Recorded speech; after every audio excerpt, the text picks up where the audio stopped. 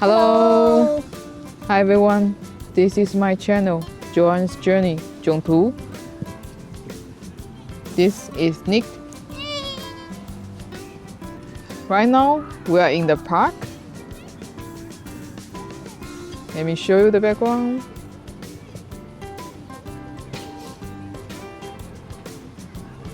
And now the time is close to 6 p.m. Temperature is 13 degrees, so the spring is coming. Today, our topic is about what's foreigners' view on two countries, Denmark and China.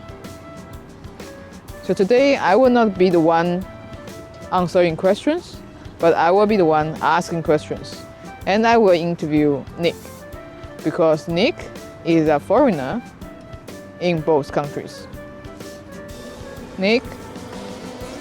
Yes. I know you have job Yes. in both countries. I know you applied working visa in both countries, China and Denmark. Can you share the experience with us in these two visa process? So how you feel about the process, how you feel, is it convenient enough for you? I think the visa process is pretty much the same in two countries. I think partly because the company sponsor it, right? So my company hire an agent and help me with all the documents. So for me, in this sense, it's the same. Both China and Denmark is the same. What is a little bit different for me is that like the experience in the visa center, because when I do a Chinese visa, right, I have it in Thailand, and then when I do Danish visa, I have it in Shanghai. So when I do the visa in Thailand, the staff is Thai, so there's no communication barrier. So I understand everything they want to do, and then the arrangement of the process is very well thought. In Shanghai one is a bit of a hiccup for me when I was there, because the staff speak Chinese and I don't speak Chinese at the time. And I remember clearly, like, they were calling my number, but I didn't understand because I cannot recognize that it's actually my queue. So they skip my queue and I have to wait actually a bit longer than I supposed to be. You mean they call the numbers in Chinese? They call the number in Chinese and there's no monitor saying that it's your number. So I have no way to see that it's my queue unless I listen to their calling. So that was a little bit difficult for me, because I found out when I have to wait for hours that, oh, my queue has been passed and now I have to be in line again, and just because they don't speak English and I don't speak Chinese. But other than that, it's pretty much the same actually. Next question, Nick. As an expatriate, foreigner, how you feel about the existence in this another country, or how local people treat you? I believe I'm the world citizen, so it doesn't matter which country I am in, I belong to that country. How the local treat me, they are okay in both countries. For China, it's a little bit hard for me, because again, as I mentioned, I didn't speak Chinese, so there was language barrier for me to get really involved with the local. At the beginning, I only hang out with expat people, so my friends who speak English. And then after a while, after I start getting the language a little bit, can speak some small little Chinese, then I start to be better with involving the locals. When you are a foreigner and you try to speak Chinese, they're really impressed. And they will try to help you and guide you everywhere. So I feel the warm welcome when I start speak Chinese a little bit.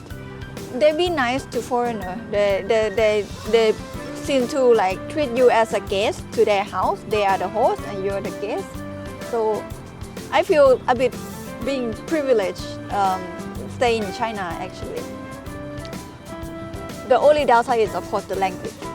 In Denmark is on the contrary. I don't have language barrier because 99% of the people in Denmark they speak English.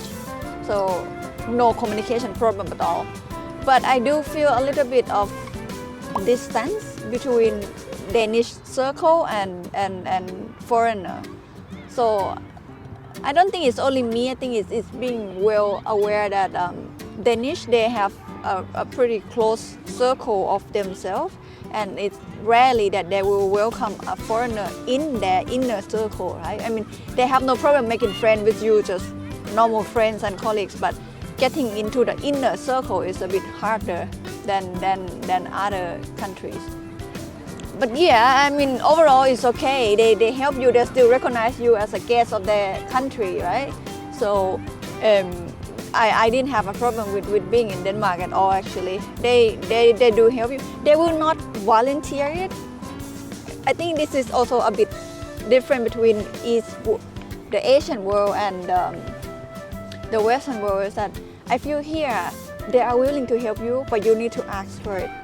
So if you're not asked for it, they will not come to you and try to help. Yeah, so they consider it's none of their business. Yeah, but once you ask them, of course they're willing to help and stuff. So I think that's the difference that I feel. Chinese, they will try to help you in so many ways without you asking. In general, how you think about the lifestyle difference as a foreigner in these two countries?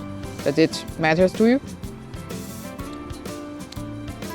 Lifestyle also depends on age actually. Like even you are in the same country, right? But you are in your mid-20s and when you are in your 30s, the lifestyle changed. But anyway, I will tell you the story. So in China, I feel like my lifestyle is more party-ish. So there's a lot more entertainment, let's say that. In China, you have cinema that open until midnight, you have Karaoke, you have KTV, you have a malls that open really late, you have bar that open super late and clubbing and stuff, right? Here in Denmark, things close pretty early. Restaurant close at 10, bar close at midnight. So in that sense, I would say in Denmark, I live a much more subtle life in terms of nightlife or entertainment or party, just because they close much earlier and basically you are forced to stay home when it's dark. So with that, I developed a habit of exercise instead. Not only because things close early, but also because people here that exercise a lot. So you kind of feel peer pressure that you see a lot of people exercise and you didn't. So yeah, so I do a lot less party right now and then I become more active in exercise part. Like right now I'm exercise every day. When in Shanghai I exercise, I don't know, once a week. So in that sense, my lifestyle changed in that.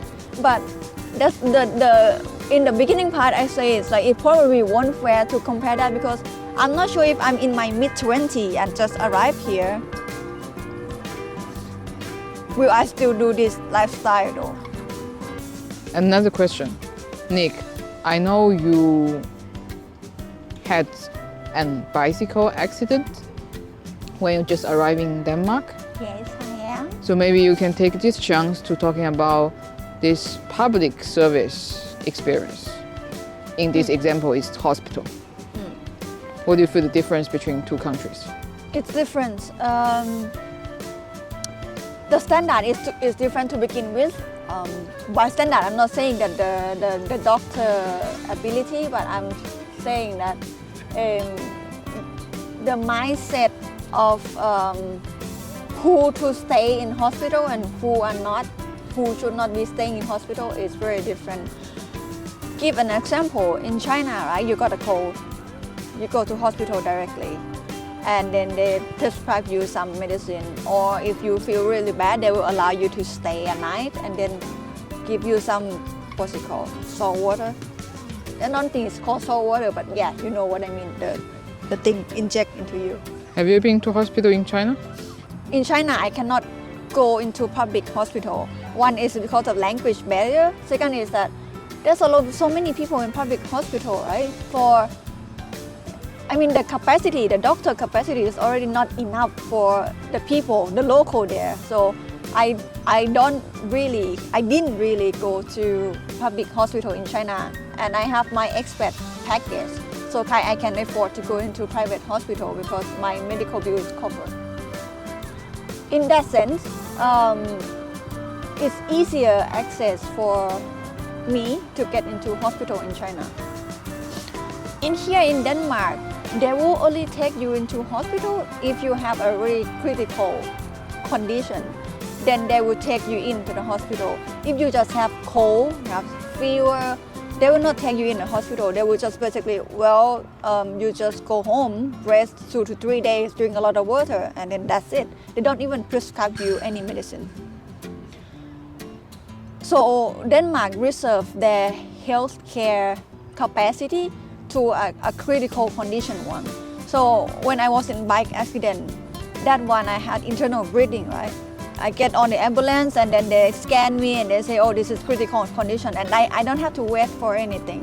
They basically admit me and then try to arrange surgery on me very, very fast within 1 day. And that's why I think that the whole purpose of them not taking all the people into the hospital, because they reserve their limited capacity only for those who really The need most it. critical situation. Yeah, for those really who need it. So for the fever or my flu, they will just say, you just stay home because I cannot spare my capacity on you because I have to reserve my capacity to someone else who's more. They also have the GP system who can help to filter out such non-critical cases, because GP, the doctors, also can prescribe, diagnose. Yeah. So yes, and GP here is just a small office somewhere in some small building. No, it's not like in the hospital. So for here, you don't walk in the hospital. You only go into hospital if you are appointed or you're being carried by the ambulance. Mm-hmm. Yeah.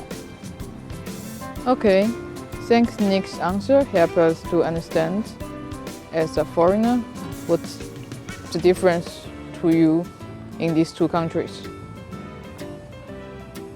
Thank you, everyone. This is Joanne. This is Nick.